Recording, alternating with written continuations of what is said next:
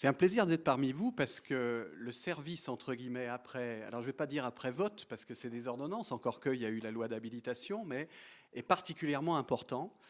Et pour illustrer ça, je vais commencer, une fois n'est pas coutume, par une citation de l'auteur de L'île au trésor, Robert Louis Stevenson, qui disait « Ne juge pas la valeur d'une journée à la récolte que tu as faite, mais aux graines que tu as semées. » Et donc, on a semé un certain nombre de graines avec les ordonnances, avec le contenu des ordonnances. On a fait une partie du chemin, les pouvoirs publics ont fait une partie du chemin en posant un cadre, en mettant en place, et tout à l'heure Philippe a parlé de boîte à outils, effectivement, en mettant en place un certain nombre d'outils, un certain nombre de possibilités, en apportant un certain nombre de sécurités dans un certain nombre de situations. Je vais bien sûr y revenir beaucoup plus longuement. Et ensuite, il appartient aux acteurs de s'en saisir. Il appartient aux acteurs de décliner, au sens positif du terme, de décliner les différents aspects de ces ordonnances, d'utiliser ce qui peut être utilisé, de faire remonter ce qui ne va pas, le cas échéant. Et puis, il appartient au pouvoir public d'opérer un suivi, de piloter, de corriger quand il faudra corriger, au mieux des intérêts de tous. Donc, on commence ce processus. On a fait une partie du chemin. Je ne sais pas, dans un axe qui irait de 1 à 100, à quel niveau du chemin on se situe. On se situe sans doute à peu près au milieu du chemin. Et donc, il reste aux acteurs, aux entreprises, aux salariés, aux organisations professionnelles, aux organisations syndicales, de continuer le chemin et de s'inscrire effectivement dans le cadre de ces outils. Alors, je vais parler du fond, mais vous me pardonnerez de parler quand même un petit peu de la forme. Parce que je crois que la forme, dans le cadre du processus qui a abouti à la publication de ces ordonnances, a été quelque chose de particulièrement important. Pourquoi c'est quelque chose de particulièrement important? Parce qu'on constate qu'une des caractéristiques des réformes des précédentes années, qui se sont échelonnées en nombre assez conséquent, d'ailleurs, il faut bien le dire, dans le domaine du travail et de l'emploi, puisqu'il y a eu à peu près une réforme tous les ans ou tous les 2 ans en moyenne, eh bien, dans un certain nombre de cas, le problème était précisément dans la forme, dans la méthode, soit une méthode, dans un certain nombre de cas, qui était trop directive, trop fracassante, je pense par exemple au CNE ou au CPE, et qui aboutissait in fine à ce que l'échec était au rendez-vous, soit une méthode au contraire qui était peut-être trop open dans la manière d'ouvrir le chantier, pas assez cadrée, et puis qui du coup à l'arrivée parvenait à quelque chose d'intéressant, de sympathique, mais qui ne transformait pas fondamentalement les choses. Et donc la méthode, la forme, a été quelque chose de particulièrement important. Alors on avait quand même, pour rentrer dans le processus, on avait une caractéristique particulière qui était qu'il y avait une feuille de route qui était claire. La feuille de route, elle avait été présentée aux Français par le président de la République au moment de l'élection présidentielle, et puis elle avait été validée également au moment des élections législatives, et elle était assez précise, parce qu'on avait un certain nombre de têtes de chapitre qui avaient été présentées dans ce cadre. La question de l'instance unique, par exemple, avait été présentée dans ce cadre. La question de l'extension de la place du référendum l'avait été également. Le barème, il avait même été d'autant plus le barème des dommages et intérêts que le président, en tant que ministre des Finances, avait tenté de le faire adopter, donc ce n'était pas un sujet nouveau. Donc il y avait dans le paysage, à l'entrée du processus, un cahier des charges qui était clair, qui était précis. Alors on aurait pu, sur la base de ce cahier des charges, se dire c'est bon, les Français ont voté, on a le cahier des charges, on y va bille en tête, et puis on déroule en un délai le plus court possible. On s'est rapidement dit que ce n'était pas forcément la bonne méthode de procéder de la sorte, parce que même s'il y avait une vraie légitimité à s'engager dans la voie qui avait été ouverte, il fallait quand même qu'on parvienne à un produit fini, si vous me permettez l'expression, qui soit quand même le plus partagé possible comme condition de succès de la démarche. Et c'est pour ça la voie qui a été choisie est une voie assez originale, alors qui est souvent pratiquée dans les entreprises, mais sur laquelle je voudrais dire 2 mots, qui est la voie de la concertation. La concertation, ce n'est pas la consultation, et la concertation, ce n'est pas la négociation. Ce n'est pas la consultation, parce que la consultation, en bon français, c'est one shot. C'est-à-dire, je présente quelque chose, on me donne, je reçois un avis, et puis je passe à la suite. Ce n'est pas la négociation, parce que la négociation, c'est je vais tenter de parvenir à un accord, mettre d'accord un certain nombre d'acteurs, et puis je vais, le cas échéant, renvoyer la balle à ces acteurs. Là, ce qui a été choisi, c'est la concertation. La concertation, c'est un processus qui veut rester fidèle à un certain nombre de têtes de chapitre, je l'ai dit tout à l'heure, et on devait respecter les engagements qui avaient été pris, mais en même temps, se donner un petit peu de mou, se donner un petit peu de marge de manœuvre pour, dans le cadre des discussions, être en capacité d'intégrer un certain nombre de choses qui ne dénaturent pas, et c'est ça la ligne jaune à ne pas franchir, qui ne dénaturent pas l'ensemble, mais qui permettent d'en améliorer l'acceptabilité. Et ça explique un certain nombre d'éléments de contenu des ordonnances. Et je dois dire, et le Premier ministre l'a dit de manière très forte lorsqu'ont été présentées les ordonnances, le texte des ordonnances n'est pas celui qu'il aurait été s'il n'y avait pas eu cet exercice de concertation. Et ça, c'est très important. Le texte des ordonnances, il a évolué au fil de la discussion, il s'est vraiment enrichi au fil de la discussion, et j'aurai l'occasion, si vous le souhaitez, de vous donner des exemples précis, concrets, de choses qui ont été intégrées dans les ordonnances ou qui ont été modifiées dans les ordonnances du fait de ce processus de concertation. Alors, quelques mots voilà, sur la forme. Je ne vais pas être trop long sur la forme parce qu'après, on va aller sur le fond. Et sur le fond, ce qui est important, c'est qu'on a eu le souci très tôt dans la discussion et in fine, on a retrouvé ces axes dans la présentation des ordonnances, de se dire, il y a un volet qui est très important dans cette réforme, et qui est toujours très important d'ailleurs en matière d'emploi, c'est la manière dont la réforme va être ressentie par le corps social. Pas pour des raisons de popularité, mais pour des raisons d'efficacité de la réforme. Pourquoi pour des raisons d'efficacité de la réforme? Parce qu'un volet extrêmement fort de la lutte contre le chômage, c'est la psychologie des acteurs.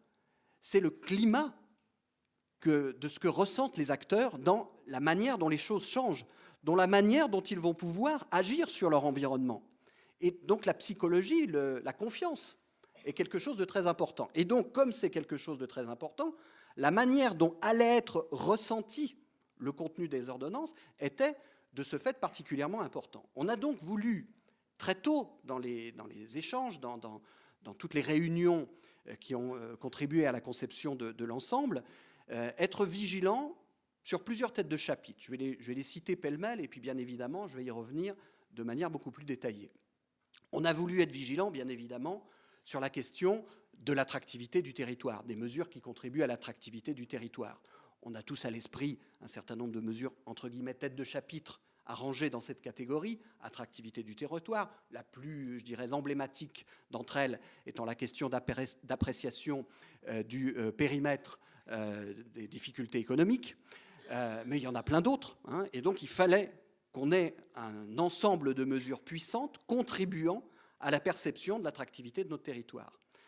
On voulait bien évidemment que ces ordonnances se matérialisent comme jamais et de manière extrêmement forte, comme traduisant un accroissement substantiel, réel, de la place de la négociation collective et de la capacité d'action de la négociation collective. Je rebondis sur ce que tu disais tout à l'heure. Tu disais, Christian, est-ce qu'on pourra faire plus de choses demain par la négociation collective que ce n'était le cas hier? Et la réponse est oui. Et bien évidemment, on va dire lesquelles. Et on va le dire le cas échéant, si vous le souhaitez, de manière précise, détaillée. Donc ça, c'était un point extrêmement fort, donner une marge d'action beaucoup plus forte, substantiellement plus forte, et pas qu'avec des sujets, pas uniquement en livrant à la négociation collective des nouveaux sujets, ce qui est le cas, mais aussi en s'intéressant à la portée de l'accord collectif, à la sécurisation de la portée de l'accord collectif. Donc c'était également un autre axe auquel on a été extrêmement attentif. Avec cet axe, je rangerai bien évidemment l'organisation du dialogue social en général, c'est-à-dire négociation collective et représentation du personnel, organisation de la représentation du personnel. Un autre axe extrêmement important, et qui va concerner sans doute peu de monde dans la salle, encore que je n'en sais rien, mais je le mentionne, c'est la question des TPE et des PME. Pourquoi c'est très important? Parce que une des critiques années, et on l'a sans doute fondée, qui avait été adressée à plusieurs des réformes de ces dernières années, et on l'entendait souvent, on l'a entendu Christian, on l'a entendu Jean-Luc à différentes reprises, c'est « Ah, votre réforme, elle est sympa, elle est intéressante, mais alors, pour les TPE et les PME, on fait comment? Il y a quoi comme mesure pour les TPE et les PME? Et souvent, force était de constater qu'il fallait chercher les mesures en direction des TPE et des PME. Il y a un gisement d'emploi considérable dans les TPE et les PME. Et donc, c'était essentiel d'avoir un corpus de mesures puissant, fort, ambitieux, en direction des TPE et des PME.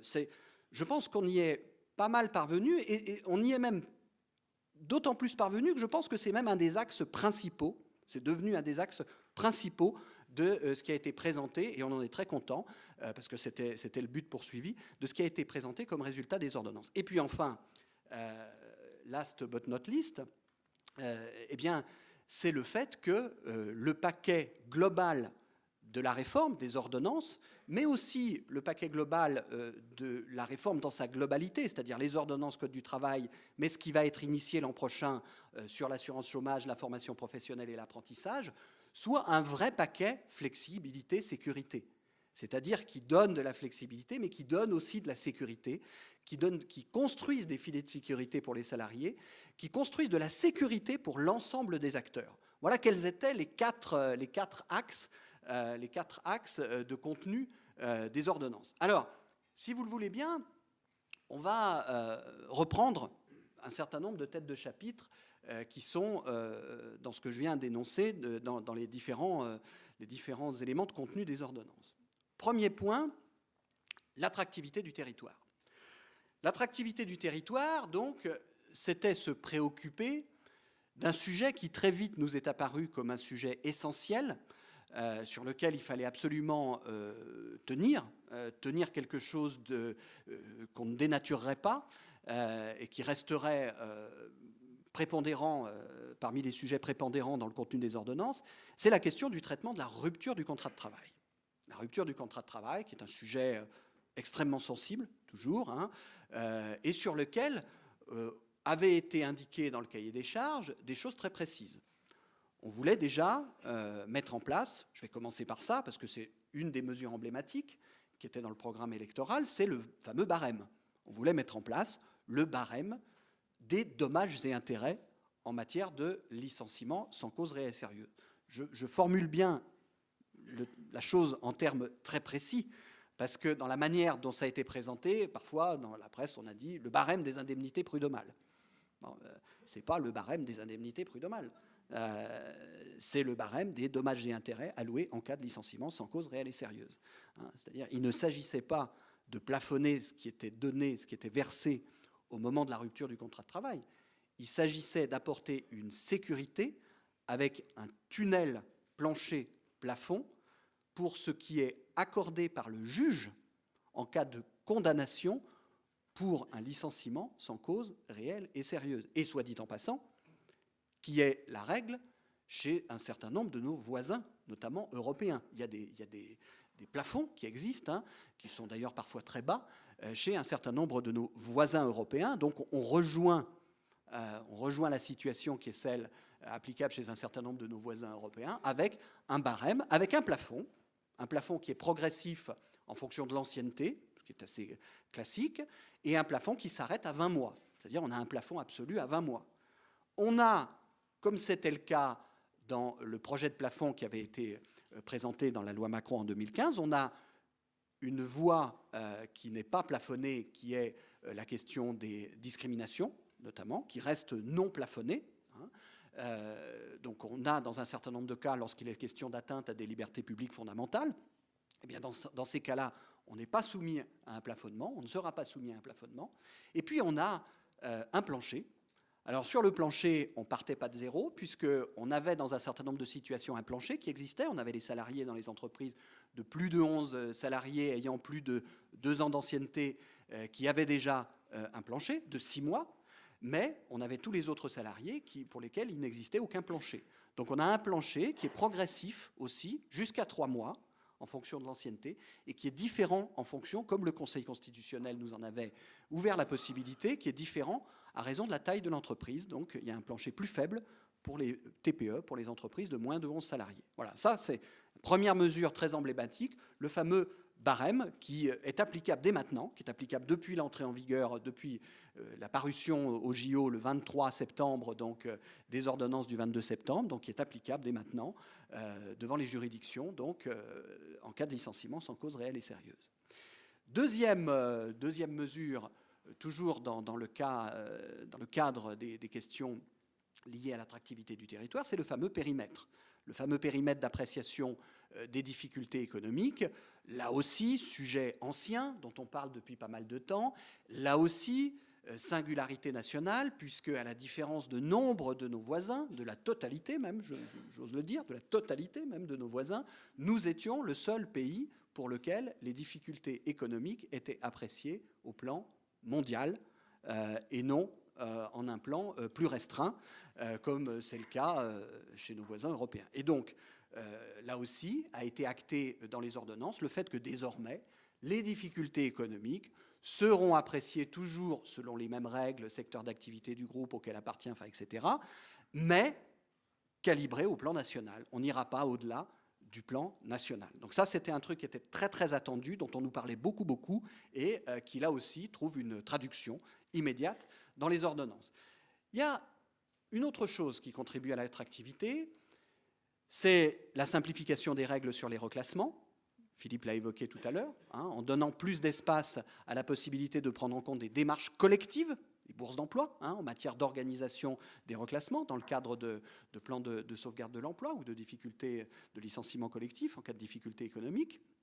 Et puis, la construction d'un cadre sécurisé pour les plans de départ volontaires et puis pour les congés de mobilité. Alors là-dessus, on a in fine changé le nom, puisque ça a été évoqué, on a appelé ce cadre non pas les, attention, la sémantique est très importante, non pas les ruptures conventionnelles collectives, mais la rupture conventionnelle collective. Pourquoi pas les? Parce qu'il ne s'agit pas d'une addition de ruptures conventionnelles. Il s'agit d'un cadre d'une grande rupture conventionnelle collective, ce qui fait sens, et donc qui n'a rien à voir juridiquement avec les ruptures conventionnelles, en tant que telles, individuellement, mais qui emprunte à la philosophie du système de la rupture conventionnelle. C'est quoi la philosophie du système de la rupture conventionnelle? C'est une philosophie à laquelle je suis très attaché, puisque comme vous le savez, comme Christian le sait, j'ai un petit peu trempé aussi, en une autre époque, dans la loi de 2008 qui a créé la rupture conventionnelle, et j'ai eu l'occasion de défendre dans des écrits que j'ai commis l'idée selon laquelle on pouvait trouver un cadre sécurisé en alliant une démarche contractuelle, conventionnelle, et l'intervention d'un tiers garant du respect de ces garanties de forme. C'est le point commun entre deux réformes qui ont très bien marché ces dernières années, la rupture conventionnelle d'une part et les nouvelles règles sur les PSE de la loi de 2013 d'autre part. Point commun, c'est ces ingrédients-là. Et donc on a reproduit ces ingrédients avec l'entrée dans le système par un accord collectif, qui est une garantie du fait que le système est partagé, que les acteurs de l'entreprise se le sont appropriés. Le fait qu'il s'agit de volontariat, donc ça renvoie dans le jargon, dans notre jargon commun au PDV dit autonome, c'est-à-dire c'est un vrai PDV, c'est pas un PDV où derrière il y a des... On dit finalement il n'y a pas assez de volontaires, il faudrait des départs contraints, donc c'est un PDV totalement autonome.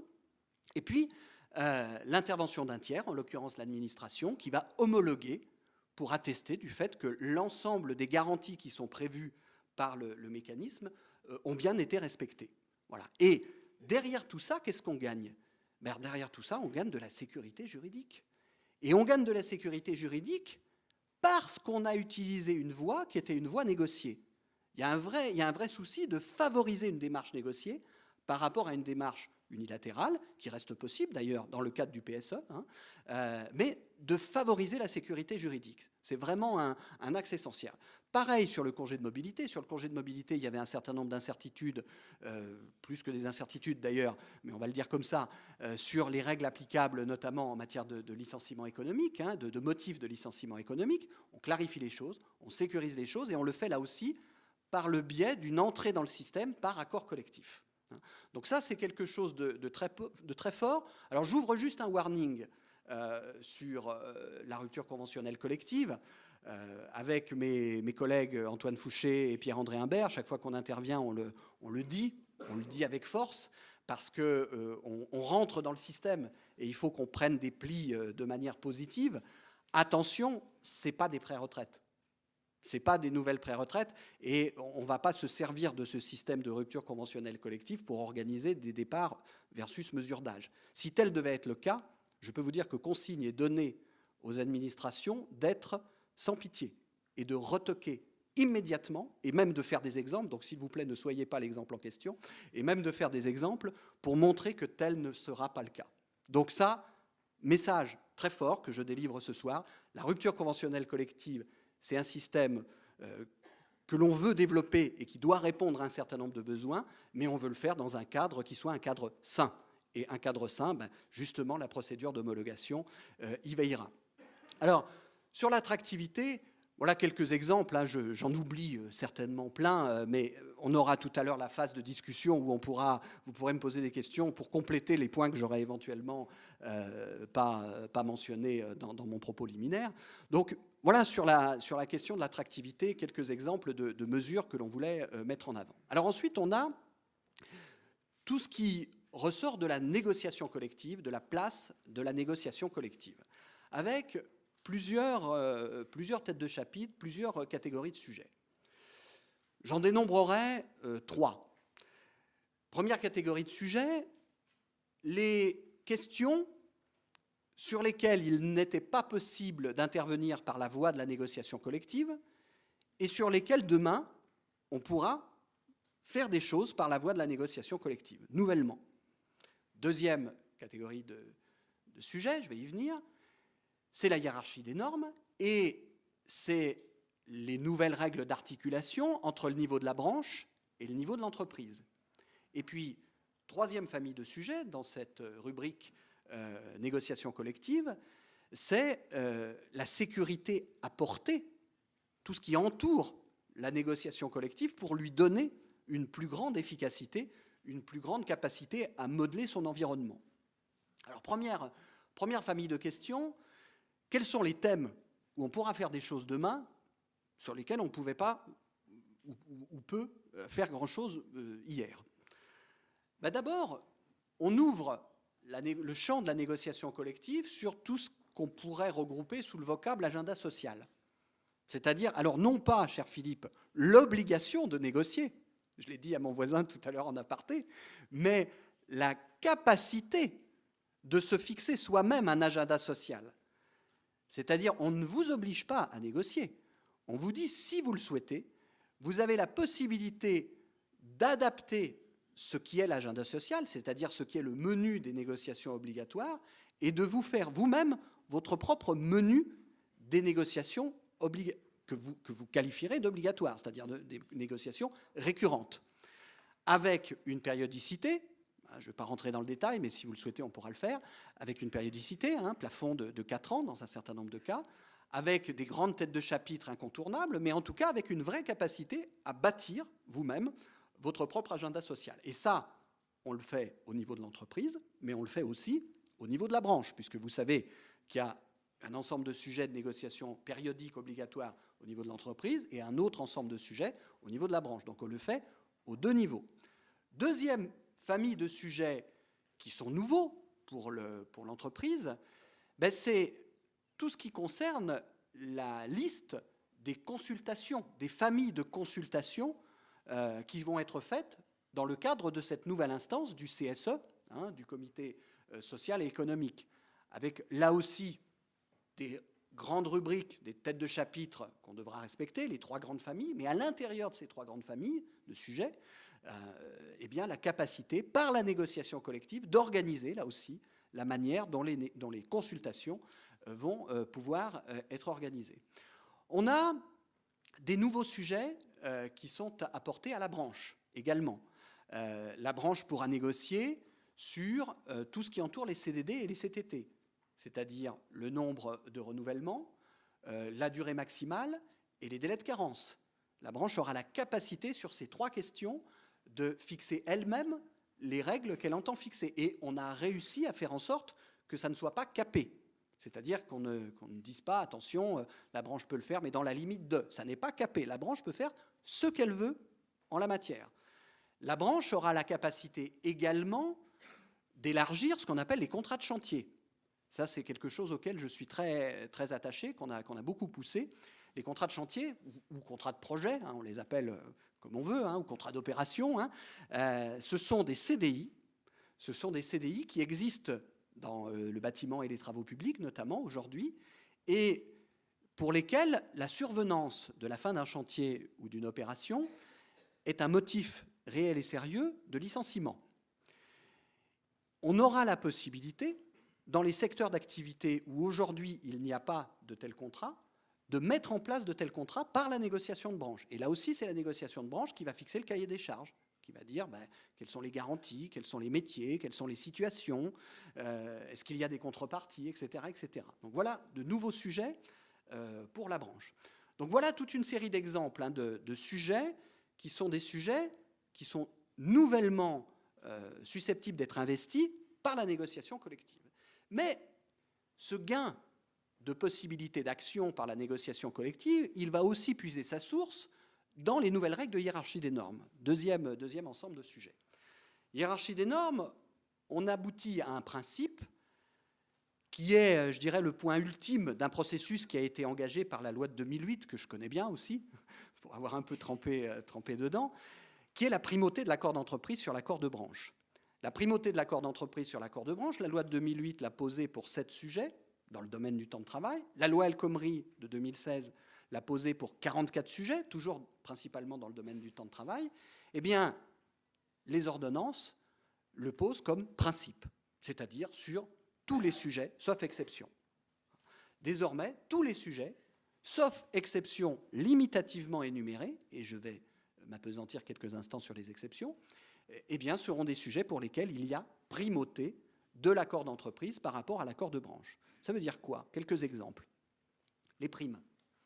Les primes, ça veut dire que si vous avez un certain nombre de primes qui existent dans la convention collective de branche et que vous souhaitez avoir un autre système de périphérique de rémunération au niveau d'un accord d'entreprise, vous aurez la possibilité totale d'avoir un autre système de périphérique de rémunération sans être tenu d'une quelconque manière par le système de primes qui existe dans la convention collective de branche. On pourra prendre d'autres exemples si vous voulez, mais voilà un exemple caractéristique, concret, de choses qui pourront être faites demain.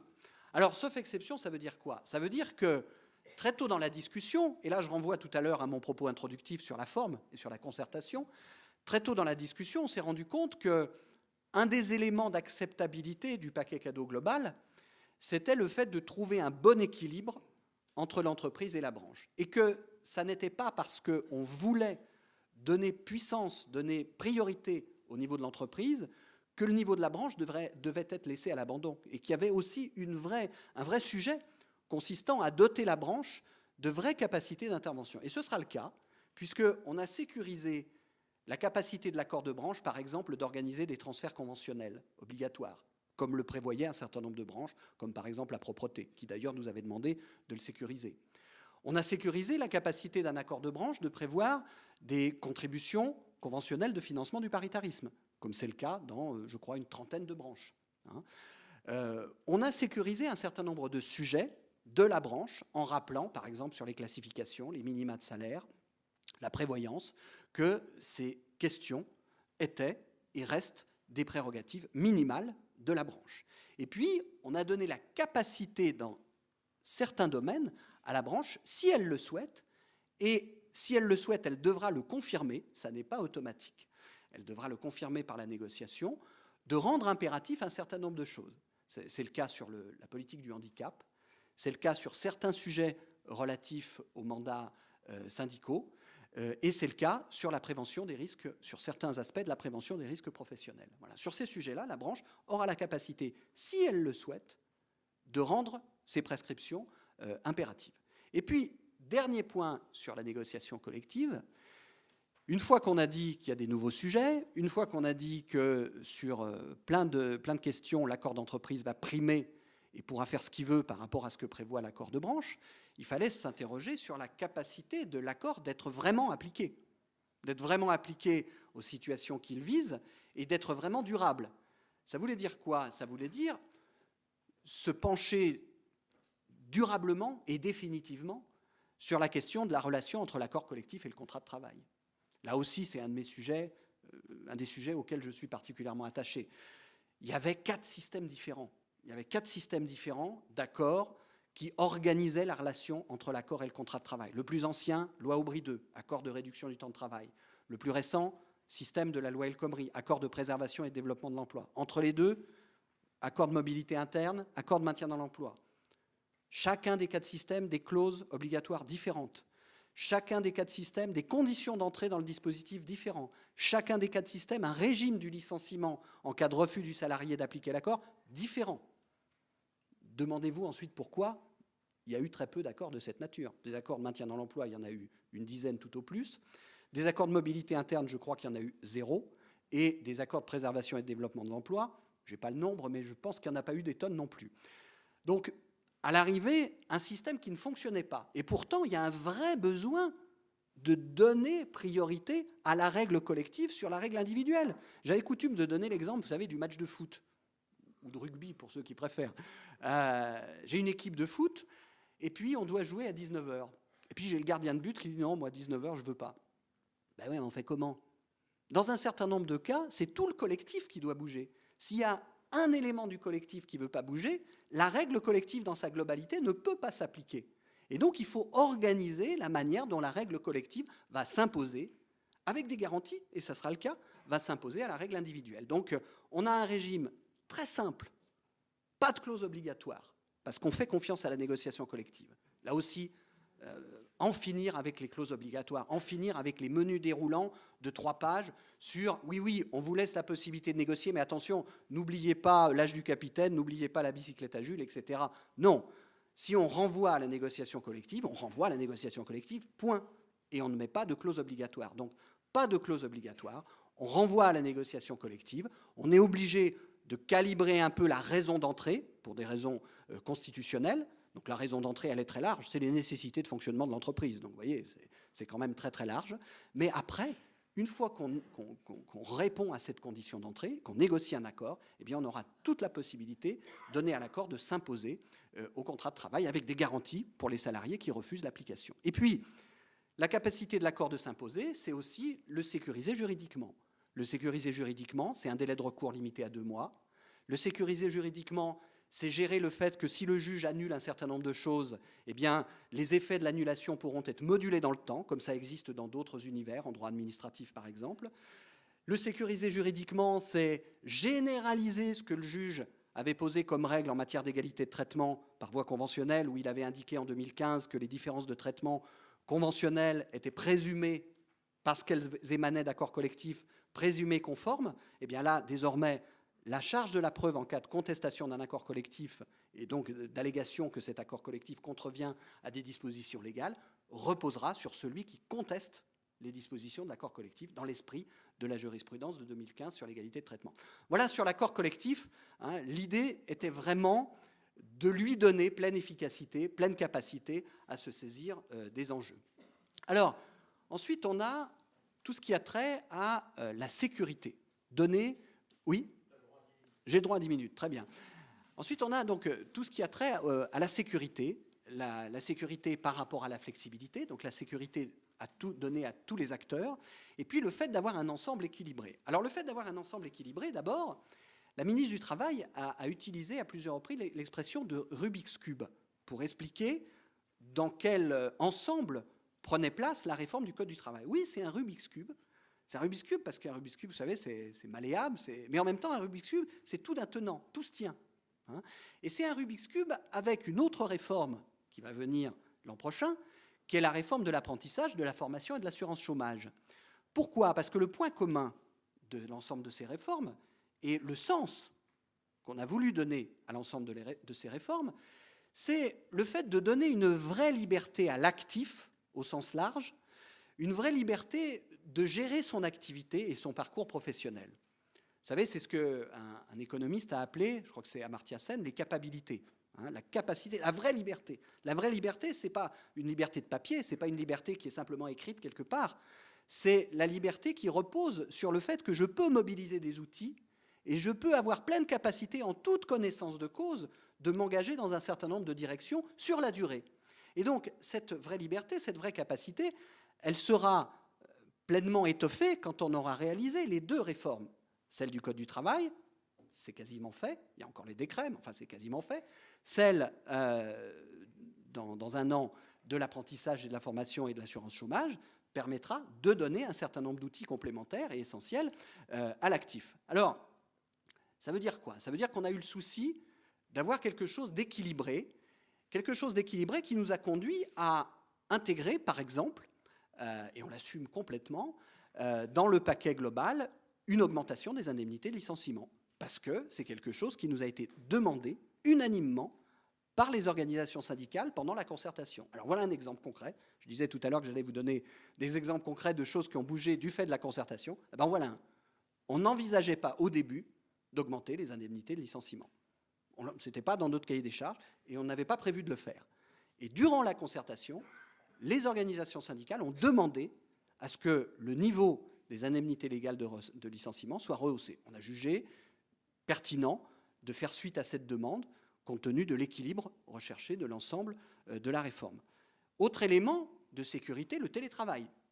Le télétravail, ça fait longtemps qu'on pointait le fait qu'on avait un cadre du télétravail qui était quand même un petit peu en décalage avec l'évolution de la réalité. Et notamment le fait qu'on laissait de côté le télétravail dit occasionnel. Vous savez, la définition du télétravail, c'était, encore il y a quelque temps, un télétravail organisé de manière régulière. Ça veut dire que le télétravail, demain je reste chez moi pour bosser sur mon ordinateur, ça c'est pas de manière régulière. C'était sans filet d'un point de vue juridique, et c'était pas du tout organisé. Donc on a voulu rénover le cadre applicable au télétravail en posant un certain nombre de principes plus souples, c'est-à-dire en permettant de l'organiser de manière collective et pas forcément automatiquement par des avenants au contrat de travail, mais de manière collective, en posant une présomption qui est plus à visée pédagogique, parce que c'était déjà largement le cas d'accidents du travail dans le cadre d'un accident survenu dans les plages horaires de télétravail, et en rénovant donc ce cadre. On nous a demandé également une rénovation du droit d'expression. On a rénové le droit d'expression qui date de 82, les lois Auroux. On l'a rénové pour faire référence, excusez du peu, aux outils numériques.